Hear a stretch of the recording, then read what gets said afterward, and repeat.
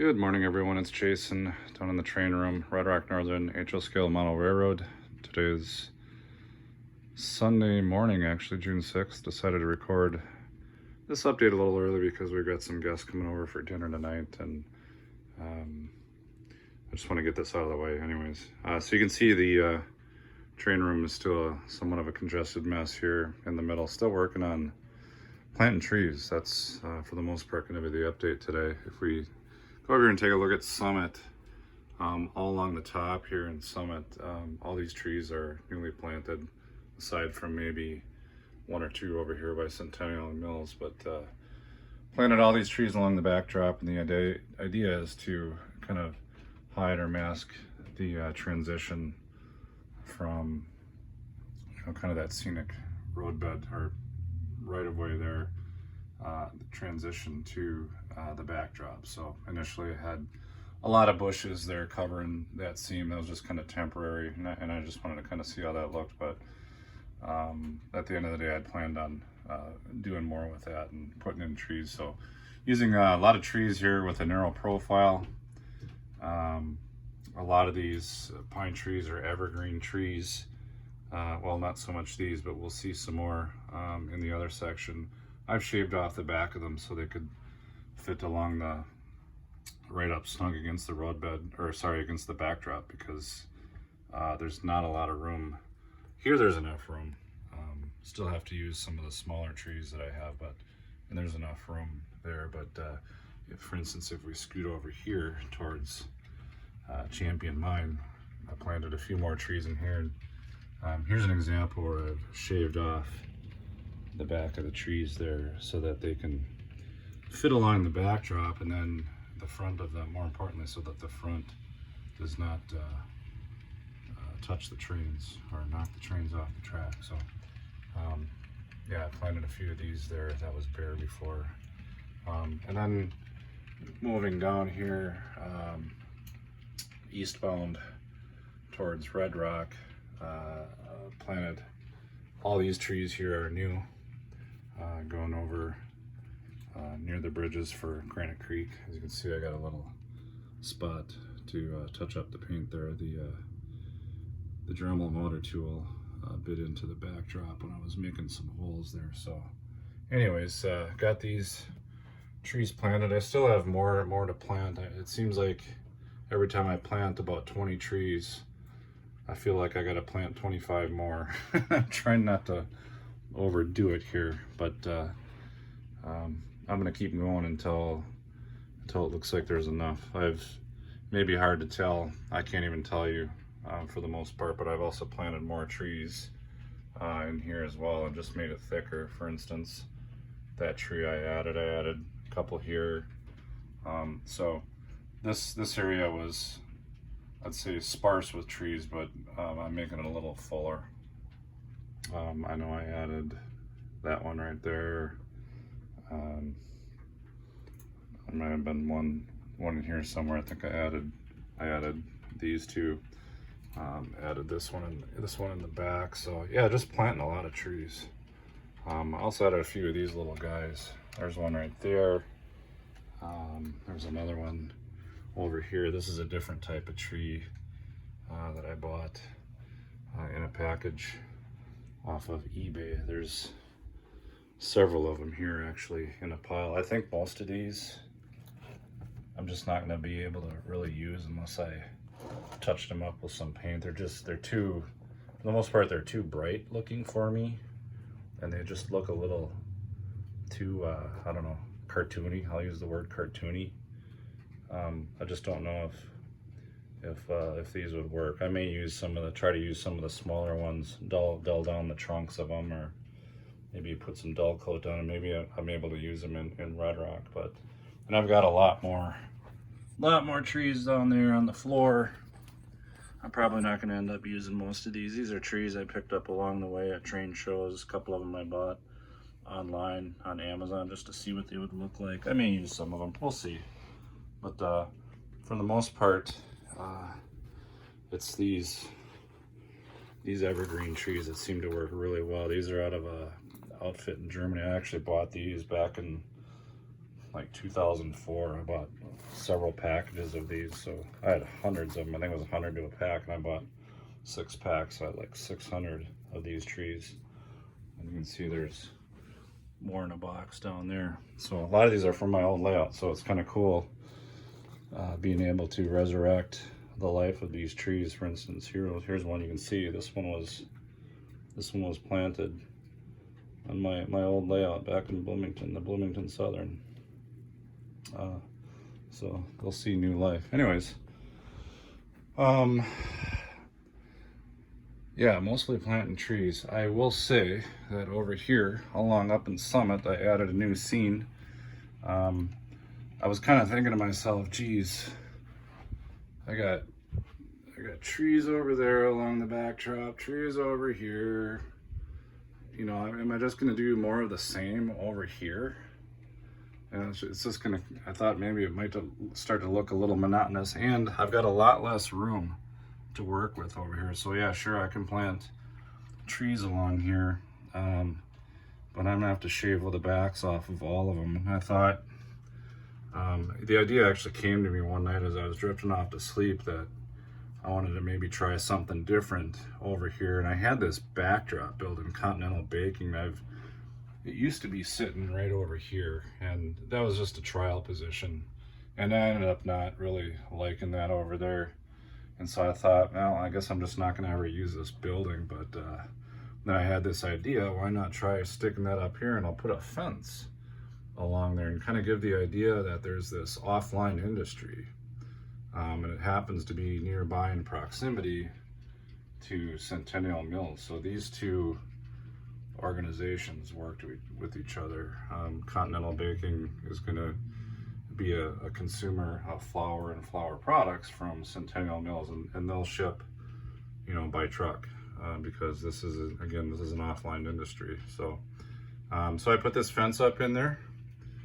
Put some foliage in there to kind of hide the seam of the fence line on the bottom. I put a couple of trees around there to, you know, kind of portray the idea that they've got some kind of landscaping. Then I started to get some of my detailed figures out from my old layout, and put some workers in there. So this is just a backdrop building. There's actually no dock that they can stand on, but what I did is I just hot glued their backs right to the back of the building.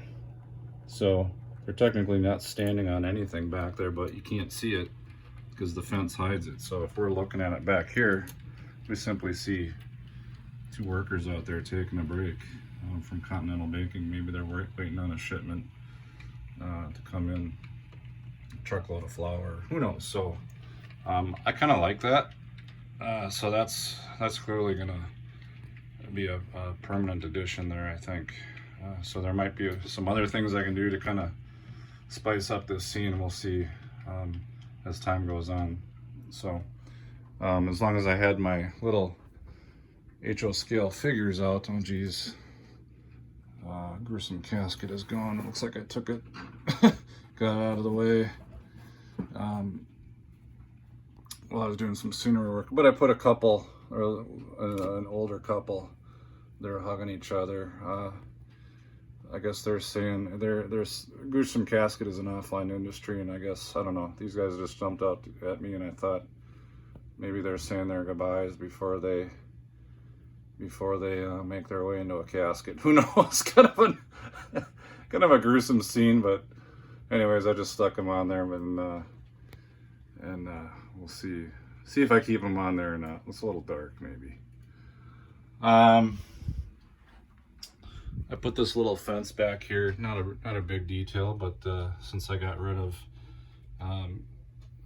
Continental Baking back here, I thought, well, now this driveway can be, you know, we can imagine that being bigger, and maybe there's a fence line that runs along the perimeter of the driveway and separates that from the, you know, the forestry here in Summit. So I just added a little piece of fence there. Aside from that, I put a little, I think I actually did this last week, but I didn't include it in the update. Added some foliage to the center of our pea gravel road, going across in the crossing the siding here and the main line going back to the oil dock. So that just kind of represents grass growing in the middle of the road there that doesn't get beat down by the treads of the tires. And then I guess last but not least, take a look at the train that's running around.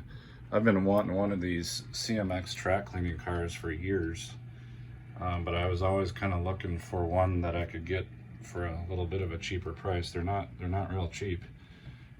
Finally saw one on eBay and was able to bid on one in an auction and got one for a pretty good price, because the auction ended very late at night, Memorial Day weekend. So I think I caught some people sleeping on this one, and so it arrived Friday. And the first place I ran it was at my club layout in South Minneapolis, and holy cow, did it pick up a ton of dirt. And so now this morning here, this is the first time I'm actually running it on my home layout. Now my track is, I consider, fairly clean. I'm pretty adamant about clean track, because I prefer smooth running operations. So we'll stop this train and pull that car off and see what that looks like. Now it's run about 15 or 20 times around my layout. You can see I've also got this Centerline roller car. That's a dry roller pulling behind. I picked this up at the State Fair train show about 2 years ago. This is also the first time that I've been able to use this now, because the whole idea was to use this dry roller behind the CMX track cleaning car. Some of you may be asking, so what's in the tank car? You know, because there's all kinds of opinions on what we can put in that tank car, and due to some articles that have come out and a lot of research and debate, what I believe the best thing to go in there for the layout is mineral spirits. So my good friend Steve Geib, also a club member at my club in Minneapolis, he recommended this Clean Strip odorless mineral spirits. So I picked that up at the big box store the other day, and that's what we're using.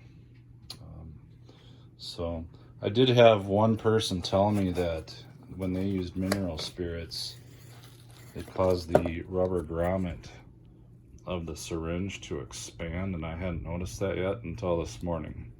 So I used the syringe to add the mineral spirits into the tank car, and when I was pulling the plunger back while it was inside the tube, the rubber tip of the plunger came right off. So this is rubber, and so I think I understand what that person was talking about. Now the mineral spirits may cause this rubber tip to expand a little bit, which causes friction, and it sticks inside the syringe, and then pulling back the plunger, it just pops off the top and leaves the rubber cap in there. Not too big of a deal. It's pretty easy to get out. So I'll see if I want to continue using this plunger with my mineral spirits, or I can use a small funnel too. But I just thought I would mention that. Here's the box for the Centerline car, in case anyone wanted to see that. So, okay, let's take the train off the track. We'll stop it. Before I forget, I'm gonna throw this back to the main. I have not run it on my oil siding yet, so let's throw the turnout to go back to this rear siding here, the south siding. And after we check the dirt levels, I'll continue running it, and we'll get that south siding cleaned up. All right, let's find a good place to pull this guy off the track. Right about there should be good. Oh, this tank car is real heavy. This is a ScaleTrains.com rivet counter locomotive. It is able to run this whole train by itself. I wasn't sure if it was going to be able to push this up the grade, but it is. All right, so let's pull this off and see what it looks like. I've closed both the caps on it. I'm gonna flip it over, and yeah, that's quite dirty. So this thing really, in my opinion, works. works really well. That does a fantastic job cleaning the track. If you want to see for comparison purposes what a new pad looks like, they're in here.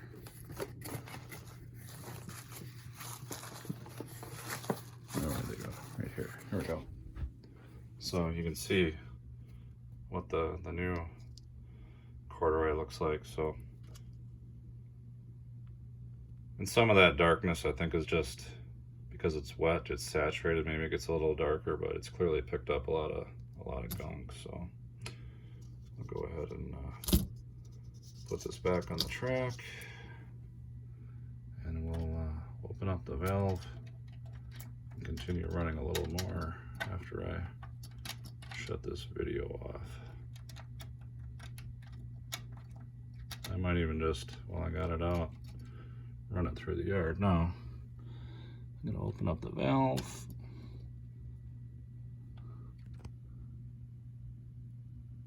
And you can't see this, but I gotta count the drip right here.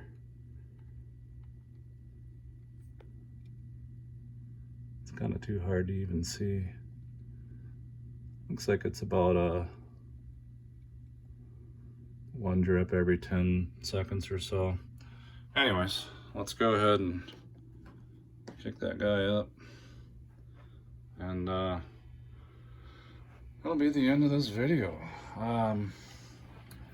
As far as this week goes, I'm gonna continue planting trees. Maybe I can actually wrap that up. Oh, by the way, there's 2 new trees. Maybe I can, for the most part, wrap that up because I'd like to get this layout room cleaned up a little bit. This table's been here for about 2 weeks and it's starting to drive me nuts because it's kind of congested in here. But and then I want to have an op session, so I might actually even try to have one this week or this Friday. So anyways, I'm gonna go ahead and sign off. I just got a text that lunch is ready upstairs. And thanks everyone for tuning in. Really appreciate it. I'll talk to you later. Have a good rest of the weekend.